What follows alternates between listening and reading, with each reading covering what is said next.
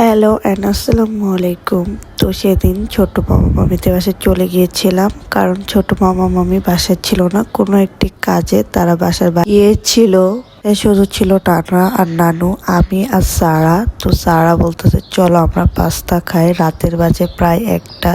তো ও পাস্তা রান্না করছে, পাস্তাটা এত মজা হয়েছিল, থ্যাংক ইউ সারা। তো মজার একটা পাস্তা রান্না করার জন্য। আর ও নুডলসও অনেক ভালো বানায়। আমার কাজিন সারার হাতের নুডলস আমার নানাবের খুবই ফেভারিট। তো এখানে আমরা পাস্তাগুলো বেড়ে নিয়েছি, তারপর আমরা উপরে চলে যাচ্ছি। আর এখানে দেখাচ্ছিলাম যে নানা আর নানু ঘুমিয়ে পড়ছিল, খালি আমি আর সারাই জাগনা ছিলাম। তো আমার একটু ভয় ভয় করছিল। যাই হোক, সব ভয় বাদ দিয়ে বোন মিলে গল্প করছিলাম আর মজা করে খাচ্ছিলাম। ওরা হচ্ছে রাত জেগে পড়াশোনা করে, তার জন্য ও আর কি রান্না বাড়া বা স্ন্যাক্স বিভিন্ন কিছু রাখে ওর সাথে খাওয়ার জন্য। বাট আমি রাত জেগে পড়াশোনা করতে পারি না, আমি সকালে উঠে ভোরে পড়াশোনা করি। থ্যাংক ইউ স্যার আমি পাস্তা খাওয়ানোর জন্য।